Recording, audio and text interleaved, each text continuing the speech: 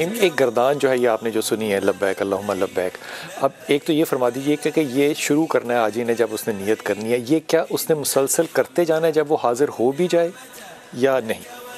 بلا شبہ یہ جو تلبیہ ہے اس کو ہم کہتے ہیں، جس کا معنی کہ یا اللہ میں حاضر ہوں، میں حاضر ہوں، اور بادشاہ بھی تو ہے، نعمت عطا کرنے والا بھی تو ہے، حمد کے لائق بھی تو ہے، تیرا کوئی شریک نہیں ہے، میں حاضر ہوں. تو یہ تلبیہ پڑھتے ہی رہنا ہے ہر وقت. ہاں، جب تک وہاں سے ہم فارغ نہیں ہو جاتے تو یہ پڑھتے رہنا ہے. دوسرا نبی کریم علیہ السلام نے فرمایا، جی ہاں، نبی صلی اللہ علیہ وسلم یہ ارشاد فرمایا کہ جب مسلمان یہ تلبیہ پڑھتا ہے نا تو اللہ تعالیٰ جواب میں بڑی محبت سے فرماتا ہے لبیک و سعدیک، لبیک و سعدیک، اے میرے بندے تیرا آنا ہم نے قبول کر لیا، تیرا آنا ہم نے باعث سعادت بنا دیا. لیکن بعض بد نصیب جب وہ یہ تلبیہ پڑھتے ہیں نا اسی طرح احرام باندھا ہوتا ہے تو ان کے جواب میں اللہ تعالیٰ بہت ناراضگی سے ارشاد فرماتے ہیں لا لبیک لک ولا سعدیک. کیوں؟ ملبسک حرام وزادک حرام وغذی بالحرام فانا یستجاب لک. تیرا تو زیادہ راہ حرام پیسوں کا، تیری تو حرام کی چادریں تک حرام روزی کی، تیری تو ساری غذا حرام چیزوں سے، تو تیری دعائیں ہم کیسے قبول کریں؟ تو بڑی بد نصیبی ہے ان لوگوں کی کہ جو یہاں سے وہاں تک پہنچ جاتے ہیں لیکن حرام پیسوں سے.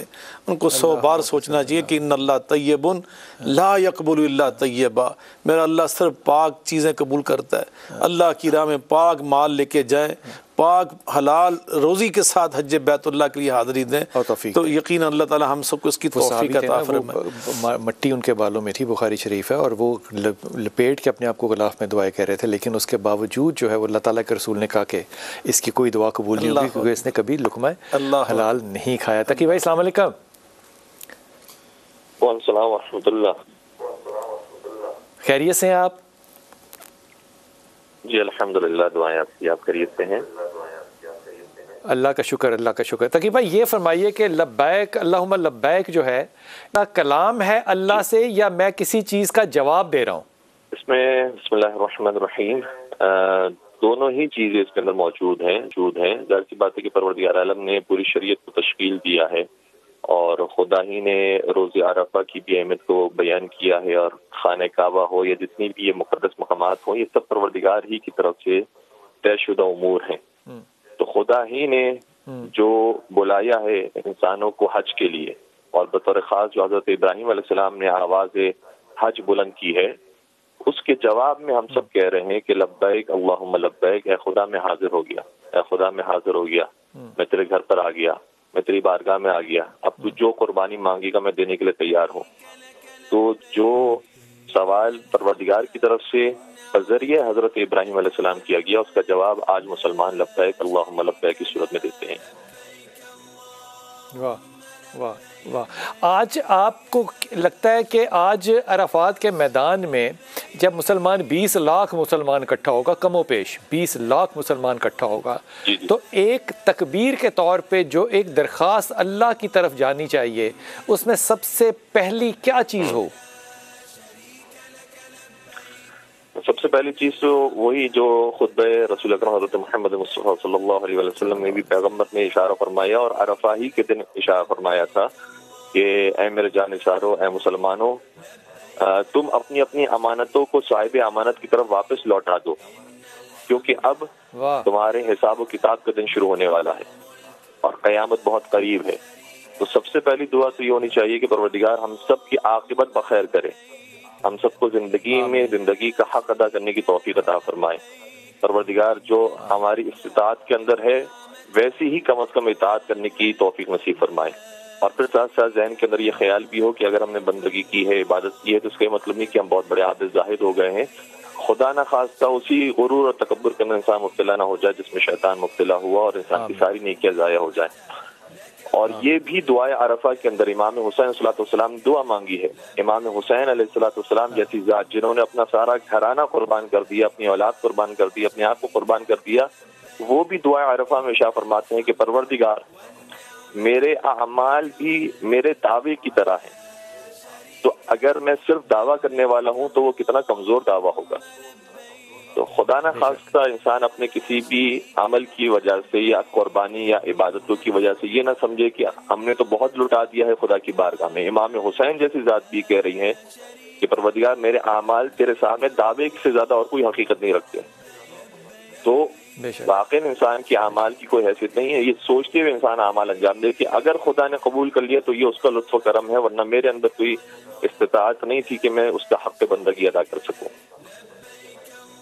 بے شک بے شک. کووڈ کے بعد، کووڈ کے اندر تقی بھائی ہم نے اس جگہ کو ایمٹی دیکھا ہے، خالی دیکھا ہے، اور وہ حدیث یاد آتی تھی کہ قیامت سے پہلے جو ہے وہ جو طواف ہے وہ رک جائے گا، اور ہم نے رکا ہوا دیکھا بھی. یا آج پہلی دفعہ ہوا ہے کہ کووڈ کے بعد 20 لاکھ لوگ جو ہیں، اگر پچھلے سالوں میں بھی دیکھیں تو اتنے لوگ اکٹھے نہیں ہوئے. اس پہ ایک تبصرہ تو بنتا ہے آپ. ماشاءاللہ بالکل ایسے ہی ہے. بہت بڑے اعزاز کی، بہت بڑی سعادت کی بات ہے، اور دوبارہ سے توفیق نصیب ہوئی ہے. اور پہلے بھی ہم نے عرض کیا تھا کہ کوئی بھی آخری زمانے کی نشانی کو معین نہیں کر سکتا ہے، تو یہ نہیں بتا سکتا کہ یہ جو حالات پیدا ہوئے ہیں یہی آخری زمانہ ہے. اس کے بعد اور کتنی اور نشانی آتے رہیں گی، اور کب امپلیمنٹیشن ہوگا ان احادیث کا کہ جو آخری زمانے سے متعلق ہیں، اس کے بارے میں ہم کوئی حتمی فیصلہ نہیں کر سکتے ہیں.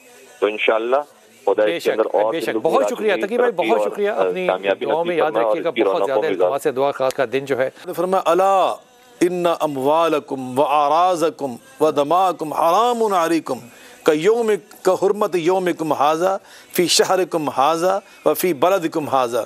جس طرح یہ دن ذوالحجہ کا، یہ 9 ذوالحجہ جو ہے، یہ حج کا جو دن ہے یہ حرمت والا، یہ سرزمین حرمت والی، یہ مہینہ حرمت والا، اسی طرح ایک مسلمان کا دوسرے مسلمان کے لیے خون، اس کی عزت آبرو، اس کا مال و دولت حرمت والا ہے. اور آگے آپ نے ارشاد فرمایا لا ترجو بعدی کفارا یضرب بعضکم رقاب بعض. میرے بعد کافر نہ ہو جانا. اور وہ کفر کیا بیان کیا؟ اللہ اکبر. یہ کفر بیان نہیں کیا کہ تم یہ کرو گے، صرف ایک عمل بیان کیا. فرمایا ایک دوسرے کو قتل نہ کرنا شروع کر دینا. ایک دوسرے کو قتل کرنا، ایک دوسرے کا خون بہانا، ایک دوسرے کو نقصان پہنچانا، فرمایا یہ اسلام کو چھوڑ کر کفر کو اختیار کرنے کے مترادف ہے. اسی بات کو ذرا آگے بڑھائیے گا. ہم نے تو اس جملے کو اللہ کے رسول پاک صلی اللہ علیہ وسلم کے منہ سے سننے کے بعد ہم نے تو ایک دوسرے کو اسی نام پہ قتل کرنا شروع کر دیا، اسی نام پہ، اور کفر کے فتوے لگانے شروع کر دیے. یہ سبق سیکھا. بسم اللہ الرحمن الرحیم. بات یہ ہے کہ ہمارا دین جو ہے وہ سراپا رحمت ہے، اور ہمارا دین جو ہے، اور اللہ کے رسول کا جو حکم ہے وہ ہمارے لیے ایمان ہے. ایمان ہے. اللہ کے پیارے حبیب کے فرمان پر عمل کرنا یہ ہمارے ایمان کا بنیادی تقاضا ہے. تو جس طرح کہ حدیث پاک کے اندر بھی یہ بات بیان کی جاتی ہے کہ مسلمان تو ہے ہی وہ کہ جس کی زبان سے اور جس کے ہاتھ سے کسی کو تکلیف نہ پہنچے. اگر ہم لوگ فرقہ واریت میں پڑھ رہے ہیں، کفر کے فتوے بانٹ رہے ہیں، اور ہماری زبانیں جو ہیں وہ ان چیزوں میں ملوث ہیں، تو ہمیں سوچنا چاہیے کیا ہم لوگ ایمان کی آپ کو لگتا ہے یہ تقسیم نہیں ہے ہماری؟ جب ہم یہ کہتے ہیں کہ ہمارے ہاں یہ ہے، ہمارے ہاں یہ ہے، تو ہم نے وہ حرمت کہاں رکھی دوسرے مسلمان کی؟ بالکل نہیں، بالکل نہیں. پھر تو ہمارے ہاں تو یہ حرمت ہے ہی نہیں، وہ حرمت جس کا دین ہم سے اس بات کا تقاضا کرتا ہے. دیکھا جائے اللہ کے پیارے رسول صلی اللہ علیہ وآلہ وسلم، جو ہمارا دین ہے، ہمارے دین کے اندر عبادات اور معاملات کی قبولیت کا دار و مدار جن چیزوں پر رکھا گیا ہے، ان میں سے ایک یہ بھی ہے کہ آپ سے مخلوق خدا کو تکلیف نہ پہنچے. اب یہ کتنی بڑی بات ہے. یعنی اگر ہم اس بات میں غور و فکر کریں کہ ہماری عبادات اور ہمارے اعمال اللہ کی بارگاہ میں مقبول ہوں، تو ہمیں چاہیے کہ ہم اپنی زبان سے کسی کو تکلیف نہ پہنچائیں. اور فرقہ واریت یعنی اپنی زبان سے کسی کو اذیت دینا، اللہ کے پیارے رسول صلی اللہ علیہ وسلم. یاسین بھائی معذرت چاہتا ہوں آپ کی بات کاٹ رہا ہوں. یہ ساری باتیں سنتے ہوئے نا بڑھاپا آ گیا. عمل ہوتے ہوئے کب دیکھیں گے ہم؟ یہ بعض جگہوں پر عمل ہو بھی رہا ہے. دیکھا جائے نا، پاکستان سے باہر کی بات کر رہے ہیں آپ؟ پاکستان کے اندر بھی اور پاکستان کے باہر بھی. دیکھا جائے اگر عمل نہ ہو رہا ہوتا تو آج اتنا یعنی کہ بعض جگہیں ایسی ہیں کہ جہاں پر بڑا امن ہے. جس طرح کہ پچھلے پروگرام میں آپ نے DHA کی مثال دی تھی کہ وہاں پر یعنی اس قسم کی چیزیں نہیں ہیں، وہاں پر یہ فرقہ واریت یہ والی چیزیں نہیں. تعلیم بہت ہے، تعلیم بہت ہے. تو اس کا مطلب یہ ہے کہ ہم کلی طور پر اس کا انکار بالکل نہیں کر سکتے. بعض ایسی جگہیں ہیں کہ جہاں پر جو وہاں کے علماء کرام ہیں، فضلاء ہیں، وہ بڑے اچھے، ان کی تعلیم و تربیت کا بڑا اچھا اہتمام ہوا ہے. میں اس میں ایک عرض کرنا چاہتا ہوں، اس میں وہ ہمیں راستہ اپنانا ہوگا جو حجۃ الوداع کے خطبہ اور پھر اس سے متصل جو آپ نے غدیر خم پہ خطبہ دیا تھا نا، وہاں جو آپ نے ہمیں راستہ بتایا تھا نا، وہ کیا تھا؟ انا تارک فیکم الثقلین لن تضلوا ما ان تمسکتم بہما اولہما کتاب اللہ فی الہدی والنور، اور آگے تک فرمایا، پھر فرمایا وہ اطرتی، میں تم میں دو بڑی صاحب حیثیت، بڑی وزنی، بڑی بہت طاقتور چیزیں مشعل راہ کے طور پہ چھوڑے جا رہا ہوں، اور میں پہلی اللہ کی کتاب ہے جس میں اللہ کی ہدایت اور نور ہے، اور دوسرا فرمایا قرآن کو سمجھنے کے لیے جیسے میری سنت اور میری سیرت ہے، اس طرح میں اپنی اطرت دے کے جا رہا ہوں۔ میری اطرت کا جو طرز عمل ہے وہ قرآن پاک کی تفسیر مجسم ہے، تو اس پہ ہمیں اس راستے کو ہم نے پکڑنا ہے جو اللہ کے رسول ہمیں بتا کر گئے۔ جلدی سے اللہ سے دعا کر دیں کہ اللہ تعالی ہمیں توفیق دے، آمین ثم آمین۔ یقیناً اللہ تعالی ہمیں اس کی توفیق عطا فرمائے۔ یا اللہ کریم ہمیں نبی پاک صلی اللہ علیہ وسلم کی سنت مبارکہ، سیرت مبارکہ اور آپ کے اہل بیت اطہار، آپ کی اطرت، ان کے راستے پہ چلنے کی توفیق عطا فرما، قرآن پہ عمل کی توفیق عطا فرما۔ وصلی اللہ تعالی علی خیر خلق محمد وعلی آلہ وصحبہ محمد۔